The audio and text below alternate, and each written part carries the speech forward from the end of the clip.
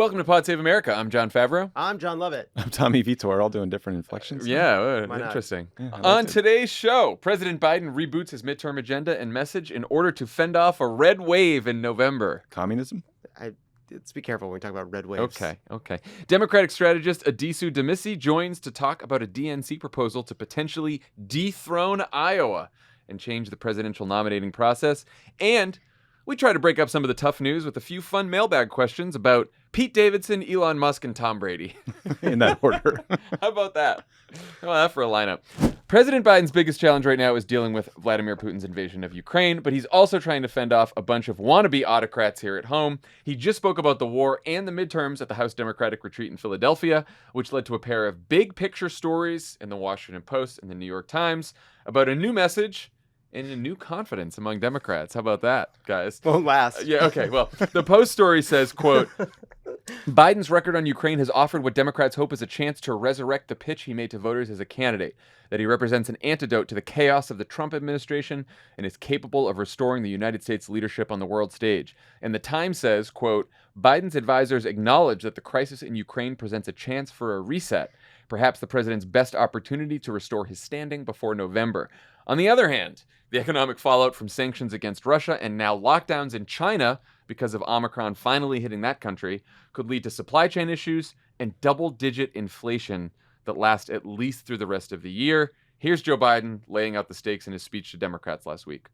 This off-year election, in my view, may be the most important off-year election in modern history because we know what happens. We know the fundamental change that shifts if we lose the House and Senate. The only thing I'll have then is a veto pen. What do you guys think? Is Biden's handling of Ukraine a chance for a midterm reset, or will this crisis just make everything more difficult? Love it? I don't know what a midterm reset is. It's something that Democrats spin reporters on just to say things are better now.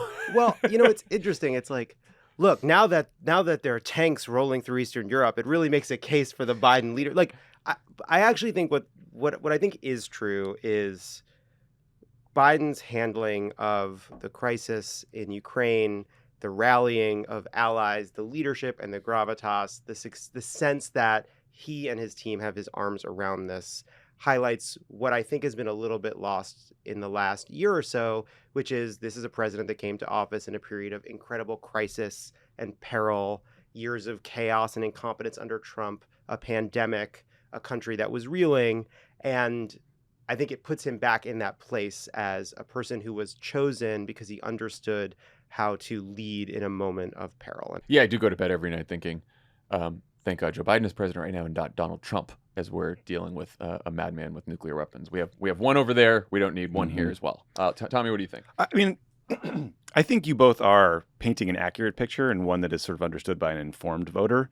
I do think, though, when you're trying to sell maybe a less engaged, less informed voter on there being less chaos in the world as they're watching a massive war in Europe spiral out of control, that's going to be a tough sell. I felt like we dealt with a little bit of this when we were at the White House, whether it was during the Arab Spring or the Fukushima nuclear meltdown or the BP oil crisis. Like, you can have a process in place and be doing the right things, and the outcome can still be god-awful. And that's kind of what people are going to see on the nightly news. And really the chaos piece of the Trump era was the tweets and just being a shithead all the time publicly. And he's kind of disappeared off the world stage. And so that element is gone now. And so, I think the challenge for Biden is going to be, maybe this will be the reset they need. Who knows? Maybe now he's a wartime president. But I think the truth about being president is your power is far more limited than people think. And they just want you to fix everything, even if it's not within your power to fix. And I'm worried that really what people are going to see at the end of the day is high gas prices and inflation and scary stuff in the world. And I'm not sure that cuts to the benefit of the incumbent most times. Oh, I agree. Yeah. I mean, my comment was I really do thank God every night I go to bed that he's president and not Trump. Know. That's my personal thing. I want to be wrong. But I think first of all, it's a very small approval bump right now. I don't even know if you could call it that. If you look at the 538 average, it's going up a little bit, but I think it might be due to two things. One, a sort of a rally around the flag effect that happens at the beginning of a conflict like this. We have no idea where this conflict is going to go, so let's not even try to predict it. And also improving pandemic conditions right now case levels, hospitalizations, ICU especially, are like as low as they were even, before Delta and that wonderful spring of 2021. But ultimately, double-digit inflation, global instability, and the trend of a president's party losing seats in a midterm election anyway is an incredibly challenging mix. Incredibly challenging. And I think the big question is, to your point, Tommy, if you're the Democratic Party and you're dealt this hand, and you're Joe Biden and you're dealt this hand, your job is to make the election a choice and not a referendum. Yeah. That's all you can do. That's fine. Yeah, that's we should get to it, but that's what I sort of, when there's this that Nancy Pelosi's big pitch is Democrats deliver. I know I want to get to that. No, we should. That you're already at it with. I know. Choice. Okay, go ahead. Well, it's like that. I can't think of a worse pitch, to be honest. You want to make it a referendum about whether or not Democrats deliver? Like, the Democratic message, whatever the Democratic message may be, whatever the phrase you want to use to describe what you're doing, the second half of your sentence should be something along the lines of, Rick Scott said he wants to raise taxes on the American people by $1 trillion for basically everyone under $100,000. And then this other fucking goofball, Ron Johnson, wants to take away your health care, wants to repeal Obamacare. We got one of them saying they want to raise your taxes, and the other one saying they want to take away your health care. It's not like we're making it up. The head of the Republican Senatorial Campaign Committee, one of the most important leaders in the Republican Party, put out his plan for the Republicans. And it is sunsetting Medicare. It is sunsetting Social Security. It is raising taxes by $1 trillion. That, to me, is the Democratic message. That's it. I mean, I do think we should unpack for our listeners about why Democrats deliver is not really going to work. Because, look, I think we've been there in the White House as well. There's this feeling in the White House. There's this feeling among Democrats in Congress. And there's this feeling among, I think, Democratic partisans who pay a lot of attention to political news that Joe Biden has done all these wonderful things. There's the American Rescue Plan. There's, and we've done all these things. And he's not getting credit for any of it. And, there's the reporters are picking out the highest gas station prices, problem. And the mainstream media is helping the Republicans with message because all they do is say that things are bad and blah, blah, blah. And things are actually much better than they are. And there's this tremendous frustration that Joe Biden is not getting more credit for the fact that the economy overall, aside from inflation, is doing pretty well. What do we think about that? I think there is, not to be snarky, I think that there is a way to kind of put those things together, which is sort of what I was getting at the beginning. And like, if what's happening in Ukraine offers any kind of like narrative change, it kind of puts Biden back at the beginning of the administration, kind of being a leader at a moment of crisis. Like, this is a president that came into office while the country was in crisis, both at home and around the world. They took these incredibly important steps to pass a rescue plan, to pass an infrastructure plan. They did it in the face of Republican deception and intransigence and wacko extremism, and they got those things done. We are not out of the woods. Things are still difficult. Things are still hard. What are your choices? Do you want to go with the people that want to go back to how Trump governed? Do you want to go back to the kind of craziness and the corporate welfare and all of that? Or do you want to keep making progress through this difficult time? Something like that. Tommy, doesn't that remind you of our 2010 message?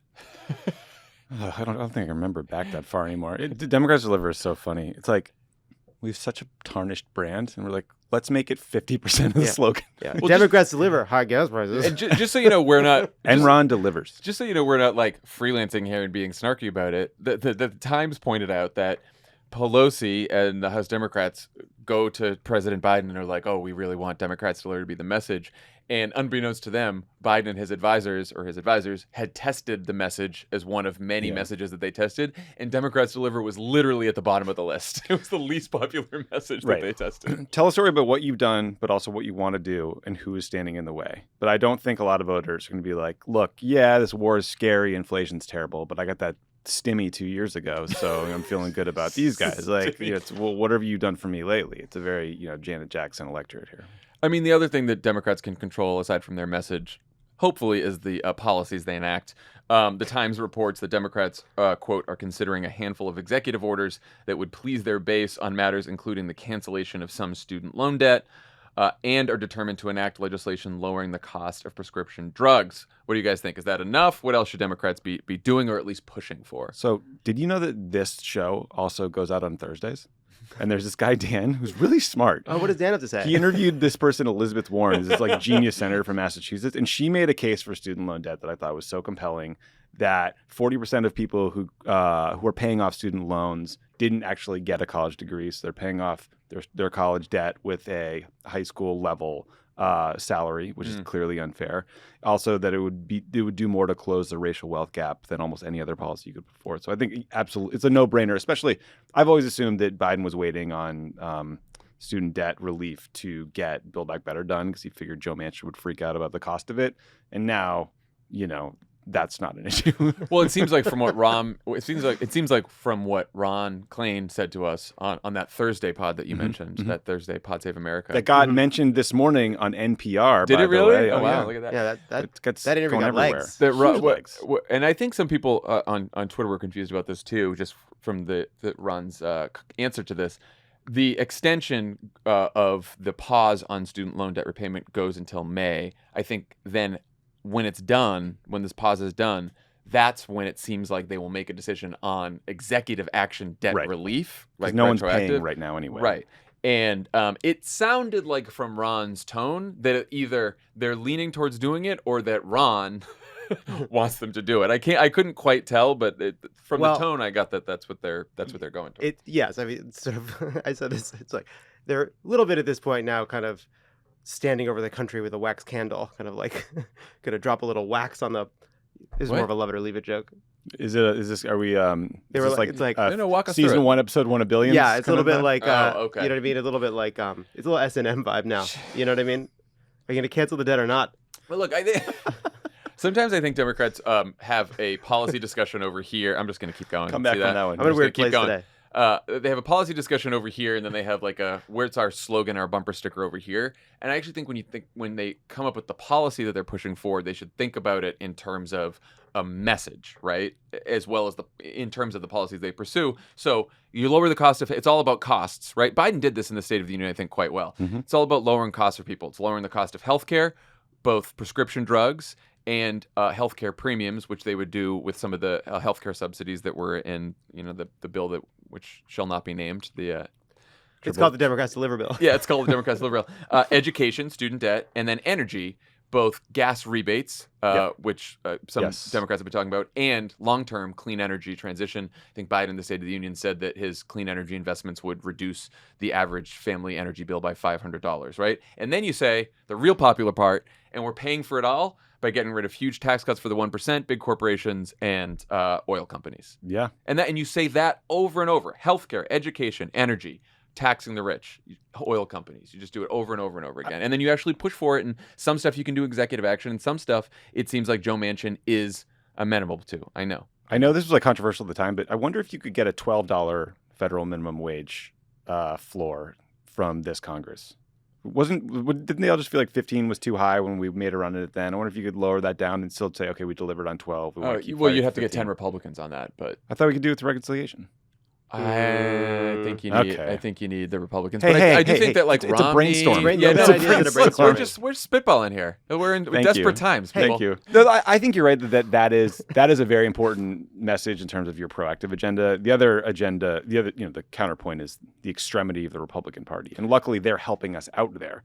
A lot of these candidates that are emerging are just insane people. The person running for Senate in Arizona stormed off the set of 60 Minutes Australia a couple days ago, which begs the question, why are you doing 60 Minutes in Australia? Nar. Right, so so we can get into some of their positions. Like Biden, I think, could very credibly argue that Roe versus Wade is on the way to being overturned. Idaho today passed a Texas-style bill that would outlaw abortion after 6 weeks, which, for all practical reasons, makes it impossible to get access to abortion care in many states. And I think he can argue that keeping the Senate is the only way to balance out the courts in the long term, right? So there's an extremity of the Republican Party piece of this that could be compelling too. The Ketanji Brown Jackson nomination is, in some polls, it looks like has excited voters of color and made them more likely to turn out, made young people more likely to turn out. So there's some enthusiasm there too. Yeah, I was actually pleasantly surprised that according to I think Morning Consult, the latest shows that Democrats are slightly more enthused about voting in the midterm than Republicans. I'm skeptical of that, to be honest, but it's there. Yeah. Here's a real gem from the Washington Post about what happened at last week's Democratic House retreat in Philadelphia in terms of message, now that we're into the message conversation. Quote, a sitcom showrunner and a best-selling fiction writer encouraged them to tell stories rather than give voters the usual laundry list of reasons Democrats should remain in the majority. 3 marketing executives... Shame it was Louis C.K. and J.K. Rowling. 3 marketing executives, including one from Pepsi, urged them to craft their messages like sharp advertisements, and leaders echoed a new slogan unveiled by the National Party, they can deliver. What sitcom?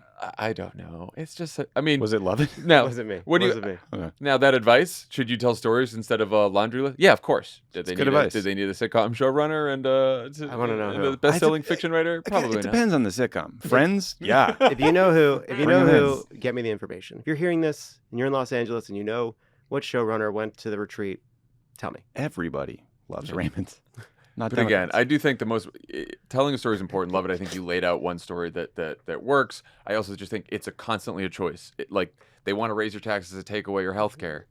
And we are fighting to do all these things. Some of them they'll be able to do before the midterm. Some of them give us a bigger majority and we'll do them. It'd be funny if it was like the new message is like, Democrats deliver, and we're going to fuck up those assholes at Coke. When I was working on... How'd that get in there? What the hell? When I was working on the Edwards campaign, like this was 2004, before all the really bad stuff happened. Things weren't going that well, and someone forced us to bring in some like what Madison Avenue like ad campaign guru like Happens all the time. types, and it was the guys who did the Absolute Vodka campaign, which just led to endless jokes about like Absolute Edwards. There was just, it's all the same advice. It's all the same like silly. Who's the Hail guy Mary who did the "Don't tactical think like things. an elephant"? What's his George name? Lakoff. George Lakoff. Remember when Barack Obama told me to take that meeting? I think Obama met with him too, and he kept referring to it as a meme, Remember there not was a meme. This was There in the was- Senate office in Yes, yes. 2005. And then there's, like, this all is when those he was all years- this is when he was all the rage. And then it became like, don't refer to your opponent by name, and then you don't ever use their attack in your sentence. It lets us like completely incomprehensible rhetoric, just I think- absolutely incomprehensible. I think the important takeaway here from And- this, whatever this was, Which this was conversation great. is that the message does have to flow from the policy. You can't just Yes. slogan your way And your out identity, of a your and values, your yeah. identity, your values, the story you tell, the policies you're pursuing, the fights that you're going to take on, and what your opponents stand for. All of that comes together for a message. It's not like, again, we said this on Thursday, it's not like there's some secret bumper sticker out there, the right combination of words that's going to unlock the majority for us. And also like whatever the slow, yes, I think that's right. I remember like in 2006, remember there was this moment, it was America can do better, together we can do better. Oh my remember all God, those yes, slogans? God. We can do better, yeah. And like maybe those were Make it in America. maybe those were a value, maybe not, but like HBO show. About Denim. Incredible.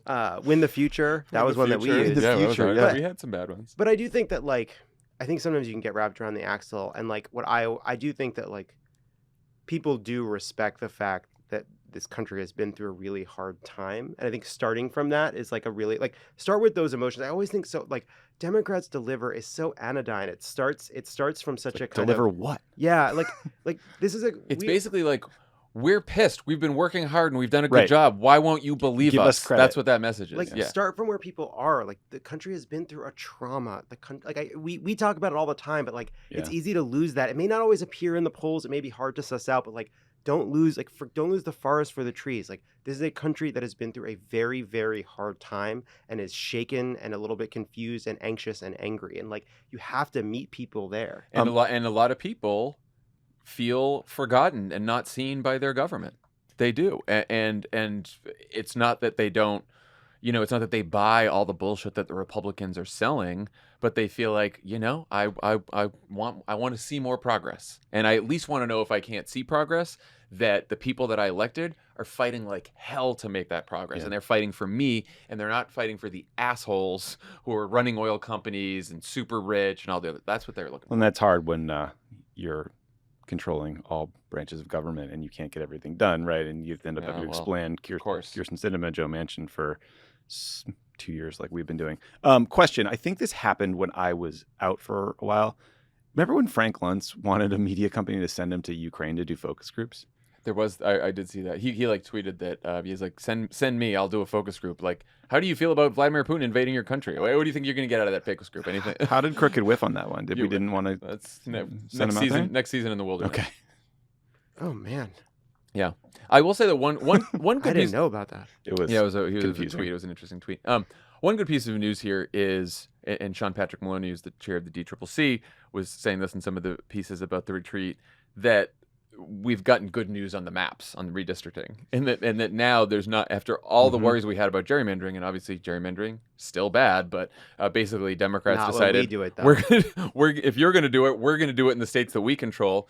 Then And it's good. Republicans also decided to protect more of their incumbents than to draw the maps in a way that could win in the short term. Something and so, I've said for a long time, because if you gerrymander too hard, you get to kind of make some thin Republican districts. You can lose some of those incumbents. So the path is that the gerrymandering has not given Republicans the advantage we thought they would get in the House. And in the Senate, there are still a bunch of Senate primaries where the potential Republican nominee is very far to the right and extreme, more so than usual.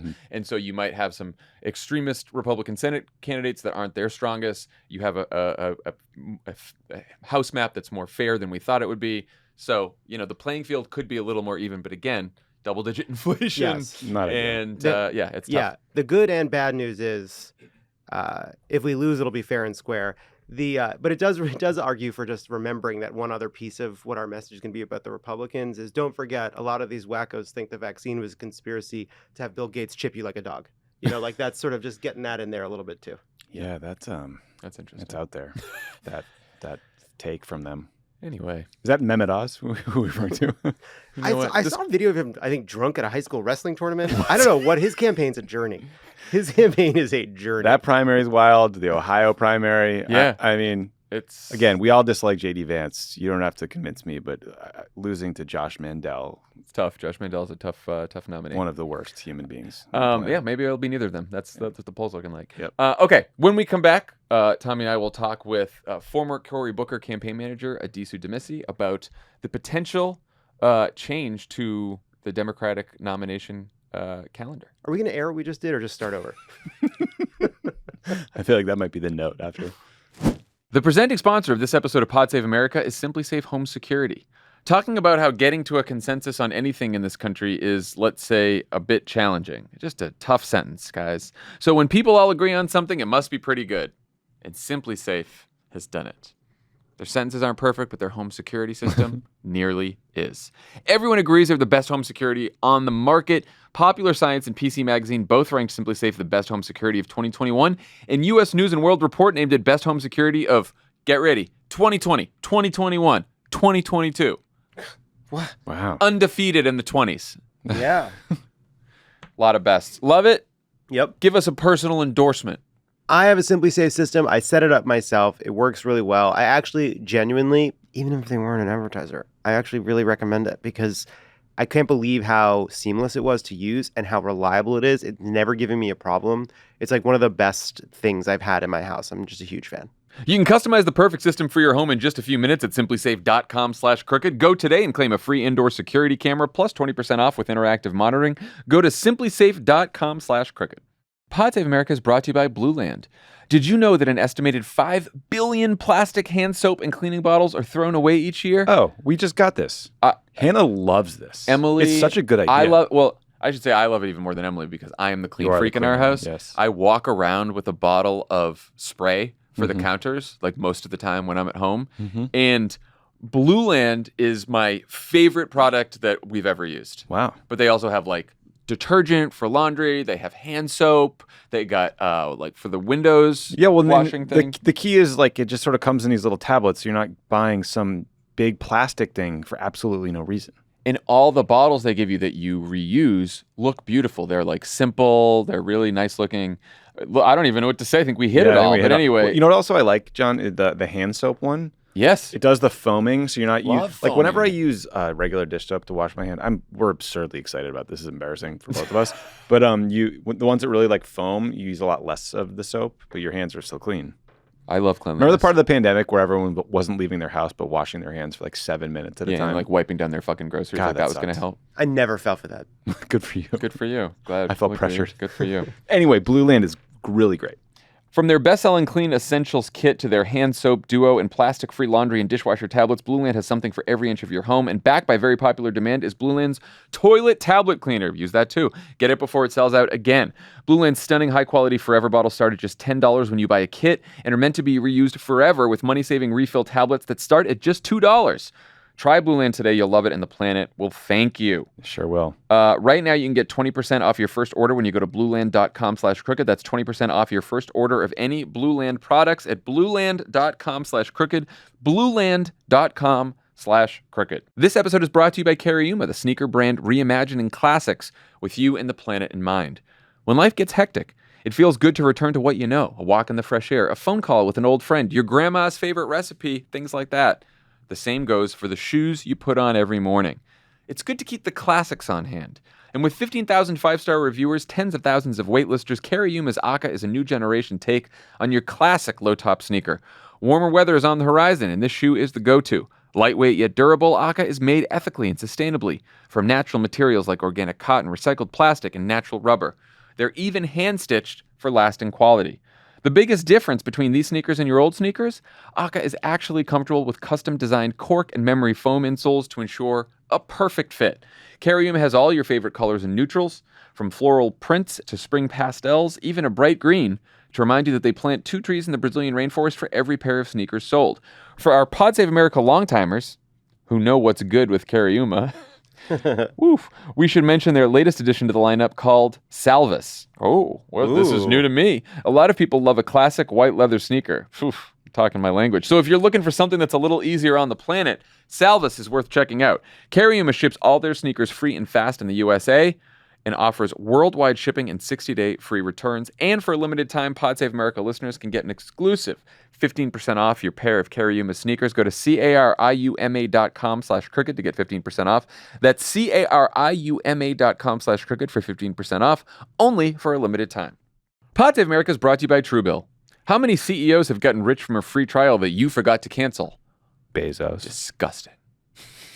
Their free lunch ends now with Truebill.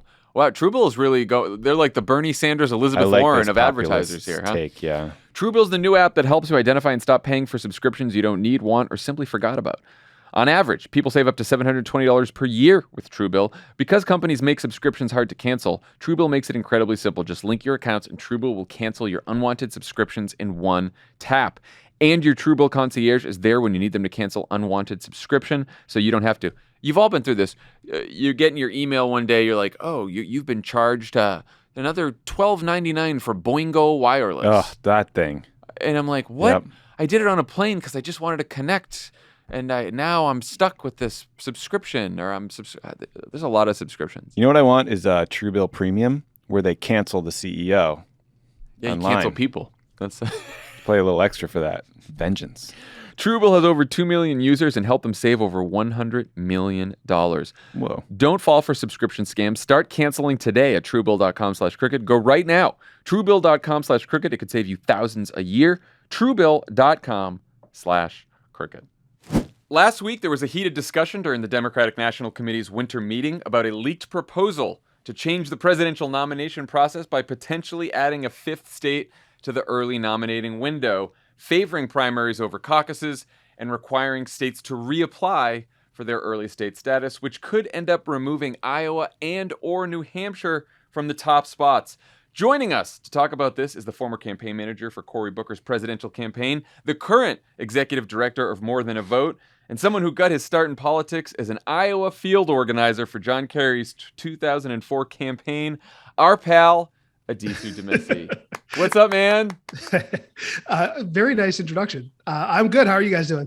You know, Good. we're good. I'm a 4-time Iowa caucus veteran, actually. So wow, you got Yeah. Tommy beat. I thought Tommy was the Iowa guy here. yeah, Mine's all branding. Well, this is perfect, Addisu, because both of us, I think, are coming into this conversation with a fondness for some of our experiences in Iowa, right? We've seen how the caucuses can be good. We can see how the process can be bad.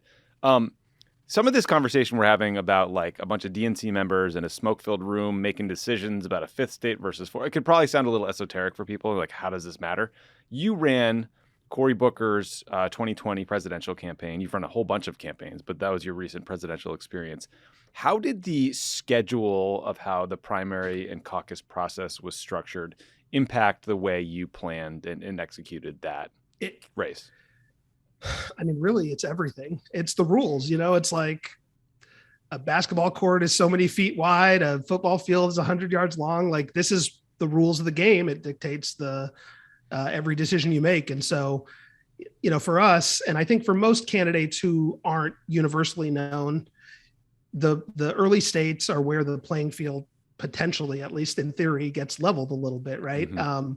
It's your chance to compete on a relatively equal footing with candidates that may have more money or may have more name recognition or whatever it may be. So for us in 2019 and 2020, we invested, I would say, 80% of our time in the 4 early states. The other 20% was split basically between Super Tuesday states and fundraising, maybe 75-25, something along those lines. But we thought our path to victory, honestly, was very similar to what Barack Obama did in 2008, 2007, 2008, which was use the early states as a springboard to get better known, to raise money, and ultimately make it to Super Tuesday when we knew that was going to be the deciding date for a plurality of delegates. So it was everything. It is what dictated our entire strategy from day one. Yeah.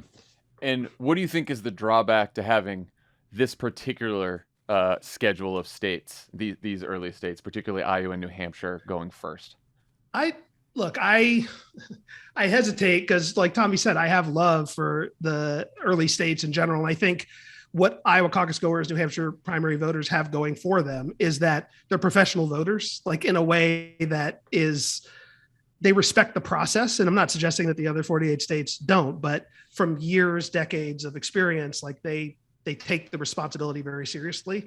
And so, but I think what they aren't is diverse, and certainly racially diverse, and also in many ways not representative of the Democratic Party and where it is and where it's going. And so that said, I'm sure we're going to get into this, like they have things going for them. The biggest is that they are small. And I do think that really matters a lot in this process. Having small states, at least part of the early mix, and all 4 of our early states are relatively small. South Carolina is the biggest, and it's not huge. It allows you to not just level the playing field, but actually do a little bit of retail politics in a way that wouldn't exist if my home state of California or Illinois, which is actually the most sort of representative and diverse state in the union, if one of those went first, it would be an air war. The campaign would ultimately end up being about raising money and spending it on TV, mail, digital, and what have you. And so there's positives and negatives, and anybody who says this is an easy decision, like I respect the folks who are ultimately in the DNC have to make it. It's not easy. It's not slam dunk. What states go first, whether Iowa and New Hampshire are part of that or not. I mean, there's the problem that both Iowa and New Hampshire aren't as diverse as other states. Iowa has the additional challenge of being a caucus over a primary. Can you sort of talk about the challenges of a caucus versus a primary? Yeah, caucus organizing, like I said, I've done it 4 times. It is much more difficult from an organizing perspective. Ultimately, it helps, in theory, it helps the party and the Democratic Party in that state organize internally for their state, looking forward to their races, in the general election. But caucuses are party organizing affairs run by the party. And that requires a lot of resources and a lot of time, as we saw in 2020 and 2016, can go sometimes horribly wrong. Mm-hmm. And so in 2017, we did this, 2017, we did this coming out of the 2016 caucuses. A lot of states actually switched from caucuses to primaries as part of the last, go round of this process we're about to go through here. And I think most of them liked it because state-run primaries, ultimately run by the government, where more people can participate, are easier on the state parties that otherwise are going to have to, kill themselves to pull off a caucus. And ultimately, sometimes it's too much for a state party organization to pull off. Yeah, I was sort of thinking about sort of good and bad parts about Iowa. I mean, diversity of the state is something you mentioned. That is not fixable, right? Like Jon said, caucuses, they're at a set time. They take a long time. That can make it difficult, if not impossible, for the elderly, the disabled, working people to attend. I think you can begin to address that challenge by creation of like a virtual caucus or other, means to sort of amend the the format, but not totally get away from it. The other problem with Iowa, though, is it's not a competitive state. And so you do all this organizing for a year in the primary and it doesn't help you in the general. And you know, that's something that might shift over time. But to your point, Addisu, like this point about them being professional voters and taking the process serious is real. It also incentivizes actual face-to-face conversations, not just with the candidates, but between voters themselves, right? You have community meetings, literally, where people are arguing and talking in a constructive way. You know, there also are rules at a caucus, at least in Iowa, that incentivize positive campaigning because you don't want to piss off the other guy's supporters because you want to be their second choice. And that forces candidates to do retail politics and take hard questions. So, you know, to your point about these are professional voters, you need a small state. Do you think that like some of the good parts about these early states are replicable if you just kind of found the right location? Yeah, I do over time because, you know, it's only been 50 years that Iowa, I think it was 1972 that Iowa, you know, came into play here and sort of came to prominence in 1976 when it catapulted Carter to the presidency. But that's 50 years of experience, which it's going to take 50 years to replicate, but doesn't mean that you can't find it somewhere else. But the one thing I feel most strongly about is the small state, big state thing. I think we would do ourselves a huge disservice if we just picked the states that were the most representatively, you know, diverse in terms of racial or ethnic or economic or whatever it might be, diversity, but ultimately we're huge. And I guarantee you if that happened, what would happen is a lot of candidates would end up in California and New York raising money so they could spend it on television as opposed to in those states campaigning on the ground. It's just the nature of the beast right now. So I do think it's replicable. I think it will not be the same if Iowa and New Hampshire or either one of them does not, stay early. Meaning it will be, I think it might be qualitatively worse the first time because you've lost that experience, just like with anything else. But is that a reason alone to keep it as is? I think the answer to that is probably no. No. I mean, the other thing is like the goal of the primary process here is to nominate the strongest possible general election candidate. And I do worry about caucuses in particular. And again, I have very fond memories of the Iowa caucuses because it's how Barack Obama won the presidency. But the more I think back on it, like the people who pretend to participate in caucuses are the most hardcore activists. Yeah. And in a general election, you're going to have to face all of the voters. And so in the primary, you hope that the candidate who ultimately becomes the nominee has had to face a lot of different voters and not just the voters who are most committed to politics, who tend to be much more liberal than other voters. And I think we saw that in 2020 when obviously Biden didn't do so well in Iowa and but then did quite well in South Carolina, which was a primary and a very diverse primary at that.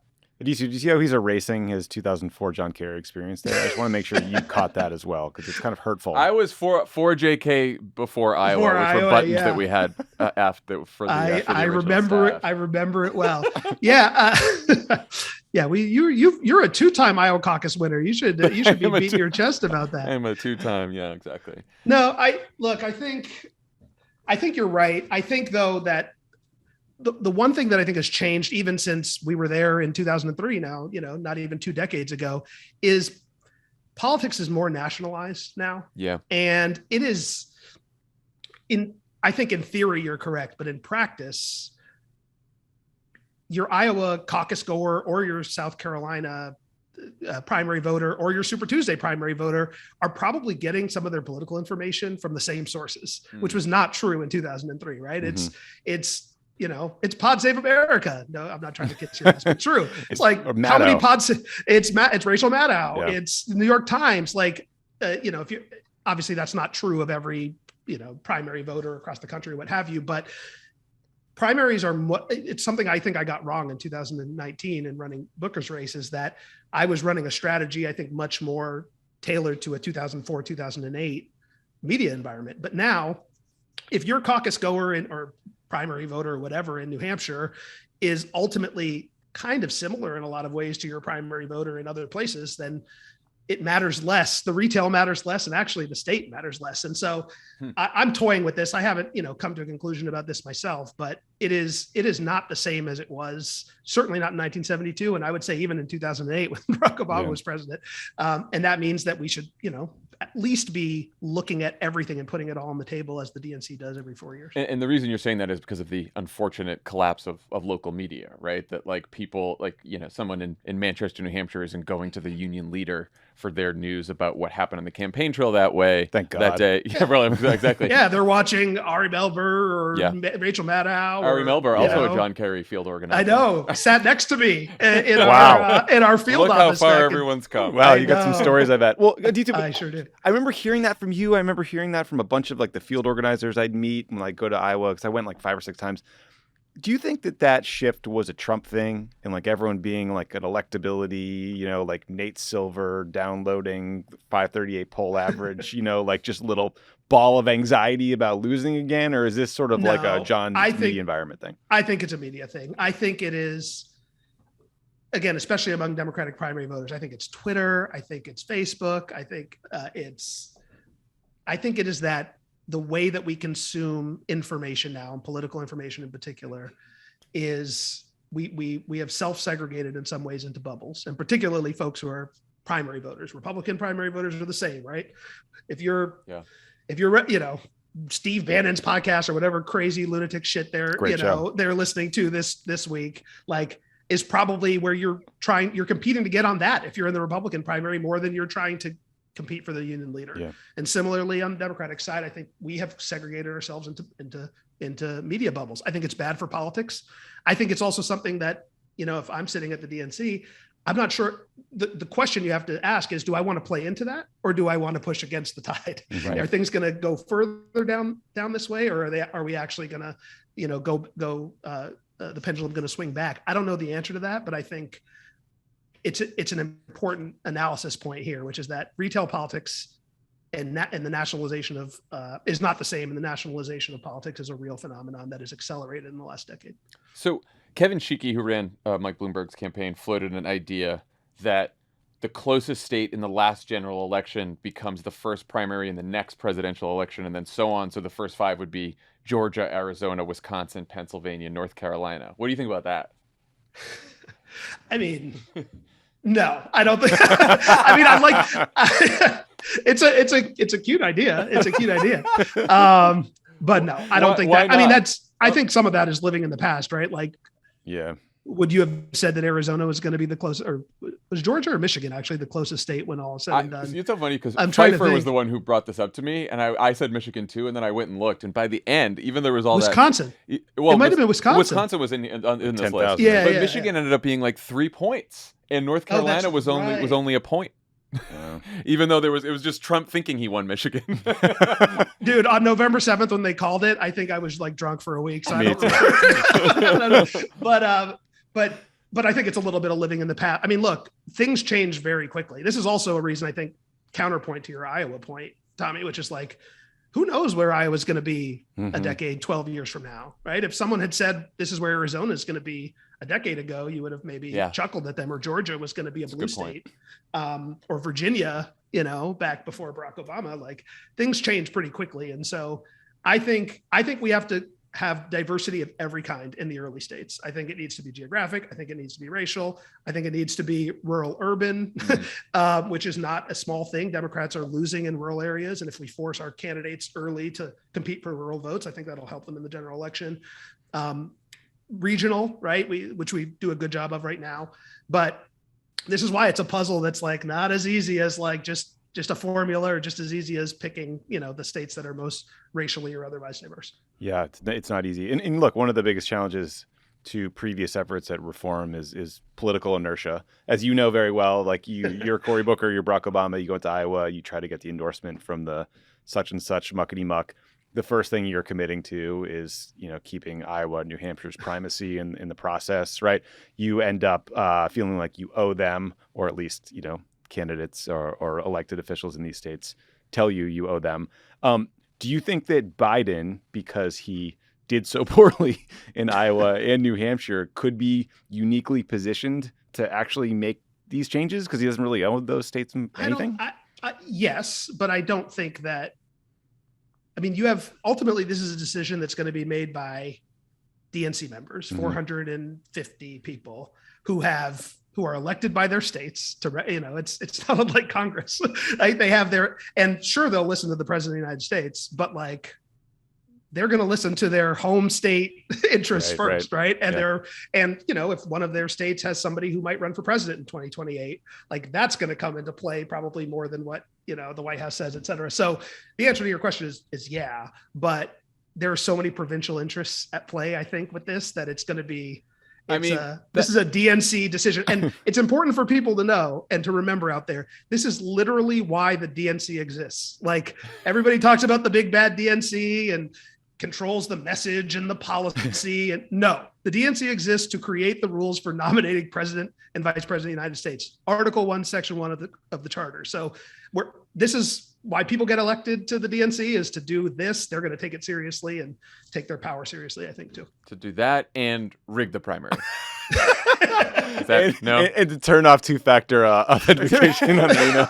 I mean, but my last question on this from that is, how difficult do you think this will be to get done? Do you think it will get done? Like, I mean, this was a leaked proposal. The Jamie Harrison, the DNC chair, during the winter meeting sort of says, okay, I know there's rumors, so I'm going to address it, but it's early stages. Like, do you think this gets done by 2024 or 2028? I mean, if Biden, runs again, then it's not going to be as big of a deal in 2024, but I think it will definitely get done. Okay. I think it happens, we will revisit the process and create a new primary calendar. It happens every 4 or 8 years. We did it in 2017. We got rid of several caucuses for primaries. I believe it was in 2007 when we added, or before the 2008 primaries, when we added South Carolina. Yeah. So this is not a new thing. Like, it happens all the time. It will get done this summer probably. And to your point, if and when President Biden runs for re-election, it will be a moot point probably for 2024, but we'll all be talking about this in 2026 and 2027 again. But I definitely think it will get done. It is, again, it's why the party exists, the DNC exists, and the RBC, the whole body is going to go through their process and figure it out I would guess, by the August meeting. All right. Poor Jamie Harrison. I mean, just think for a second, new DNC chair trying to host a thoughtful meeting about this discussion, and someone leaks a working draft staff level proposal to the Des Moines Register. That's just the maximum impact. Just the beginning of all places. Yeah. Perfect. Yeah. It will be messy, but like, that's Democrat, Yeah. That's Democratic Party politics, and that's okay. And it's part of the deal. And at least with us, we keep these messes internal and quiet. That's the good thing. Yeah. Oh boy. Addisu Demissie, thank you so much for coming on the show. Come back again soon. This was fun, man. Please. Anytime, man. Good to see y'all. Take care. You too. Pod Save America is brought to you by ZipRecruiter. I think it's a great idea to keep learning new skills. Here's a couple things I'd like to learn in the next few months that I probably won't. Do it. How to save more money. Nope. How to own a plant without killing it. Haven't been able to do that in 40 years on this earth. That's harder than you think. How to make the perfect pizza crust. That sounds fun. Yeah, sure. One of our mutual friends, Brian, got one of those pizza ovens for outside. It looks really fun. Like, it's one of those egg grills that you can do a pizza in, I think. Oh. Yeah, those are Well, good outdoor for them. pizza ovens are pretty nice. Look, It's more of a grill. If you're always learning, it keeps you sharp.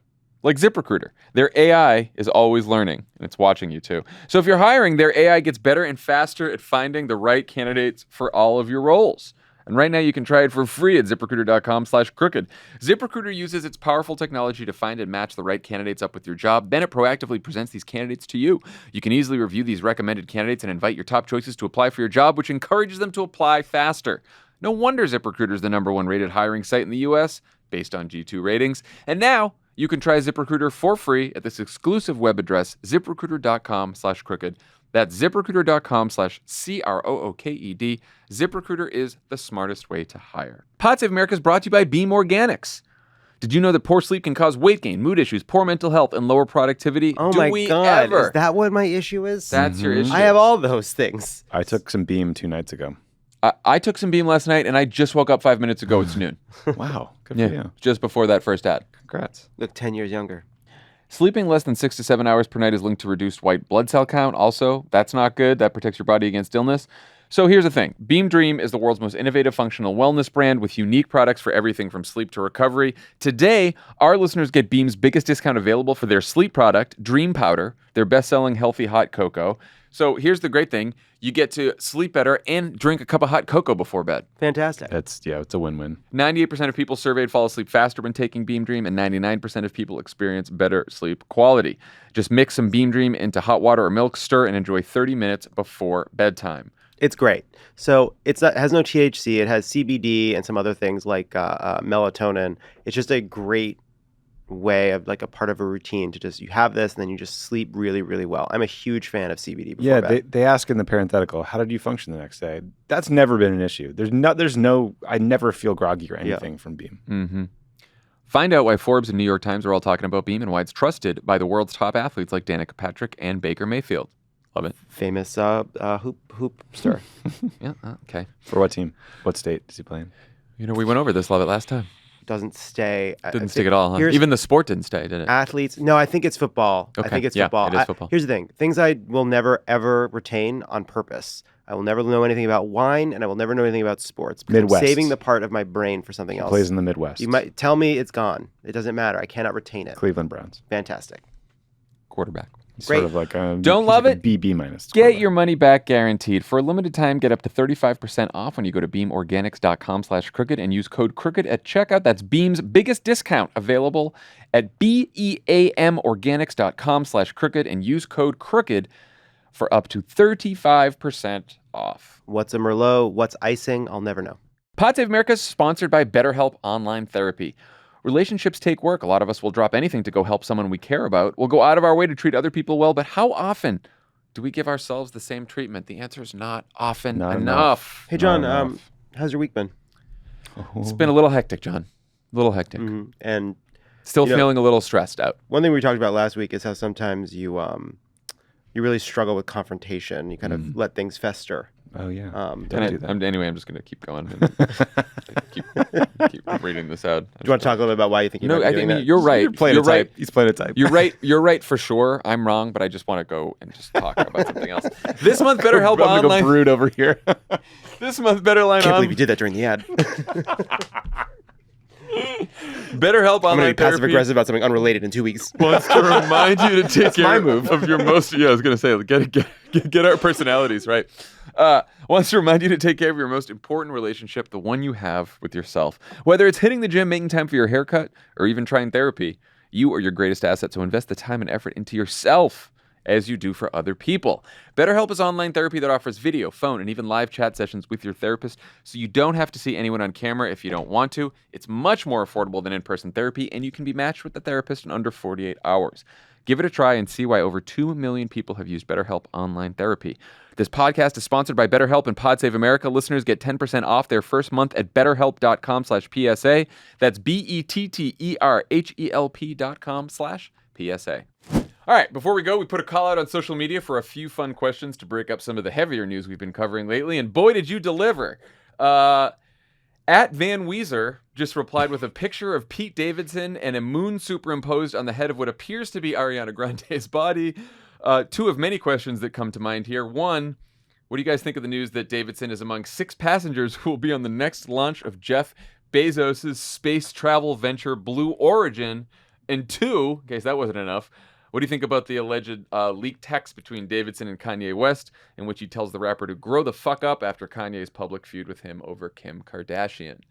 Got a lot in there, huh? Have they released a reason why he's a passenger on the Blue Origin? Yeah, I read the stories and I could not detect. So it's just like, reason. hey, we're chasing clouds. Someone wanting to go to space who's been in the news a lot. It's Pete Davidson's world and we're all living in it. Sure. That's, of course, Pete Davidson gets to go to space. Why the fuck not? That Dutch rich kid got to go. He's just as deserving. I don't even know that. Remember that I do. Dutch kid, maybe Danish? Sure. Don't come at me in the comments. I don't know if he's Dutch or Danish, and I'll never know. I think that they're the same. But and then he got to go with this woman, this incredible test pilot who like fought through misogyny and sexism for decades. Yeah. And he's like, my dad bought me ticket. Terrible accent. I'm in a weird place today, and it's fine. On the Pete Davidson front, Here's the thing. I saw these leaked texts, and all I can think is everyone involved in this is so full of fucking shit. First of all, so it seems like it was like Pete Davidson's friend that leaked the text. But like, what are we doing here? Don't leak any texts. Oh, David- I thought Pete did it. I am anti-leaking texts. But the idea that like, what's so funny about the text is like Pete Davidson is like, come on, Kanye, I'm just a guy trying to like support my girlfriend and his family, and you're like, it's like, Pete Davidson, you're on SNL. You seem to have a pretty cool life. There are 3.5 billion women on Earth, and you're like, the one I want puts me in a position of being with a woman who has kids with a famous guy who's in some kind of a mental health episode that requires me reaching out to him to create a detente. Why do you want your life to be so complicated? Buyer beware is what you're saying. That's a lot. It's a weird situation that I don't fully believe. Have you guys watched the Kanye 3-part documentary on Netflix? I'm an hour into the first episode. So it is. And I'm very excited to continue. It's very much no. I've got to finish. I just finished The Tinder Swindler. Okay. I'm going to do this one. I enjoyed that. It's very much in that category of documentaries where it's kind of like, like Michael Jordan is the EP on The Last Dance kind of vibe, right? It's kind of his close friend, sort of a collaborator over many years. It's amazing and worth watching because it's like the classic like casino arc, right? Like starts challenges first. Act 2 is a blast, and the third episode is so sad and depressing as hell. But it's worth watching just to remember, like, that Kanye actually made some of the most amazing music of that era, was a producer on more tracks than you ever realized, that he actually didn't get the respect he deserved in the hip-hop community as a rapper for a very long time. And then clearly when his mother died, like, that seems to have been a triggering point for a lot of the really hard times lately. So it's like, look, I don't like him as a person, Those but early it was albums were incredible. a good window into sort of what he's been through. Here's one. Does anyone have any thoughts on Elon Musk's tweet in which he challenged Vladimir Putin to single combat? I mean, hey, what nerd? Like Putin Putin would probably kick his ass. He's like a Taekwondo expert. Man, he wants attention all the time. He loves attention. When Ben Carson ran for president, I thought to myself, I guess being a brain surgeon is easy. When Elon Musk tweets, it makes me think, inventing and transforming the electric car industry must have been simpler than it seemed from the outside. Because there is no one who seems dumber when compared to the actual output of his companies than Elon Musk. Dave Weigel at the Washington Post pointed this out in a tweet. On March 4th, Elon Musk tweeted, "Hold strong Ukraine," with 6 Ukrainian flags. And then 10 days later, he tweeted like this meme, which says, "I support the current thing," which is sort of like the sort of angry incel-faced man with a Ukrainian flag. And then kind of like the LGBT flag, sort of like the idea being that mocking performative support Well, for that's the Ukraine. thing. That's what he's trying to do. He realized that he was doing something cringy and normcore because it happens to be correct. And he had to signal to his weird fanboys, like, don't worry, I know that anything normal is bad. But he also was like positioning his satellites over Ukraine to help them get internet access. So Which it is a seemed good like thing. Which is a good he thing. talked to Zelensky, I believe. He's been engaged in this, but then he also has to mock the people who care. It's very frustrating. Remember he's when very he- online, and he likes when he Yeah, really likes too attention. online, too too online, online. and too much attention. He's a genius at many things. He's just, when you're a genius at some things, doesn't mean you spout off about everything. Right. But by all means, engage him in one-on-one combat, because Vladimir Putin will certainly fight fair and not slap you in the face with polonium or some other fucking... Wow, now we're getting into what the actual combat would look like, huh? Well, he murders his I know opponents. He does. I don't has think for you'd a have to long worry time. about polonium in a hand-to-hand fight. Well, you never know. I don't know how he's going to kill the guy. Next question. Putin. Tommy, do you have thoughts on Tom Brady unretiring? It was so good, it made me want to kiss my son on the mouth. He was retired for less than 6 weeks. It was a- February 1st he told us he was retiring. Such a drama queen. I'm now performing just for Elijah, who's in town, I know, can it's just get laughs obviously- out of Elijah. Obviously. I don't really have thoughts. I don't know. It's weird. Football is his whole, I mean, It's your whole identity. I was It's gonna. everything you Well, do. it's your whole identity if you're like for many NFL players, but I think for Tom Brady especially, like there is That's it. There is nothing outside of football. Football is it's like, Yeah. and he's 44 years old. So you're like, and he's, Listen, I'm 41 and I Yeah, currently can't go jogging because I have a injured butt muscle. So that get out of here, Lovett. So that's embarrassing. diarrhea. So like there is this annoying like sort of paternalistic sort of sentiment. you Horseplay see- got out of hand. Jesus Christ. Yeah, you hate this episode. There's this, this is annoying. Really, Let us know if you do too, A listener. mess of an Let us episode. know if You see this annoying paternalistic thing on social media or elsewhere that's like, I just want him to resign and be happy. Make sure you don't get the CTE, Tom. It's like, you don't know why he loves playing. You don't know what drives this guy. If he got CTE, how would anyone even fucking know? Like, I loved God. Tom Brady. Tom Brady Cut it all. Cut was everything there that for Lovett me said. for a whole decade episode. and a half of my life and gave me a lot of joy. So you shut up. I'm sorry. And he should do Take- whatever he wants. Leave But that in, but know that I know it's wrong. I just don't get why he retired. Why retire and unretire? Yeah. I think he spent 5 minutes at his NFT business and realized it was a fucking nightmare. I understand him staying more than I understand him announcing it in the first place. I do Announcing too. the retirement in the first I do place. That's too. what I'd say about that. Love it. Thoughts on Elden Ring? I almost regret this question the second that it came out of my mouth. But go ahead. It's a great game, and I think people are going to have a lot of fun playing it. What do you do in it? What do? You Help me understand gaming. I have a 20-year gap in my gaming experience. Same with me. 15 year. Here's the thing. So in the PlayStation 2, they added a second set of triggers, and that really alienated a lot of people, Yes, and we that's what lost them happens. forever. These controllers today with these kids, there's too many buttons on the You have to use like controllers. all 5 fingers. You're using 10 fingers on these things. How about that? I'm telling you, How I about really- that for old I sounding? really think when they added those second triggers, it really threw a lot of people off. Yeah. Elden Ring is great. It seems an impossible triumph, an open world Soulsborne game, and I love it. I can't wait to get back into it. I'm doing a strength build, but I saw Jason Concepcion's kind of magic build on the internet, and it made me very excited to do a magic build as well. These are incredibly difficult games. What are we building? You build a character. You can Oh, have okay. a strength build, a dexterity build, which is more of a trick weapon. Can you So make the fast- character look like you? You can, although it's a very, very, even the way in which you have to design a face is extremely complicated and hard to understand. This is exhausting. So harder than Zelda Adventures of Link. Sure, but Dun, Breath of the dun, Wild, dun, I do dun, think dun, is dun. That's the second inspiring. one. Like Breath of the Wild has been a very influential game, and I do think influenced Elden Ring in a very good way. Okay. Question from Hannah DeGroot. What is your personal favorite miniseries in the scammer genre? Dropout for me. Dropout is great. I'm very excited for We Crash, which is coming soon, but right now I am very into the Dropout. It's really well done. Liz Merriweather, Is love Liz Merriweather absolutely Friend of the show. incredible series. and Amanda Seyfried is great. Like the cast is great. Everyone's great. So You want to again, talk about inventing? I know that I constantly dig my own grave by talking about how I'm watching just super basic lame shit. And it is what it is. But I've been watching Inventing Anna, and I will say it's such a frustrating show because the underlying story is actually pretty interesting, but they made it like 4 episodes too long. And I love Anna Klumsky since like way back. My girl. My girl days. Mhm. But like she's so funny in Veep. Like she's one of the funniest characters in Veep. And they make her character, this journalist, like so annoying. He needs And his they glasses. they dramatize the process of like the journalism for this story. And it's not the fucking Pentagon Papers. You're like figuring out like why this scammer scammed people. And it's We very watched silly. an episode. I was just Emily. I think kept going. I was not a fan. I couldn't do it. And then I started watching the Dropout, and I was like, this is what I was loving the looking for.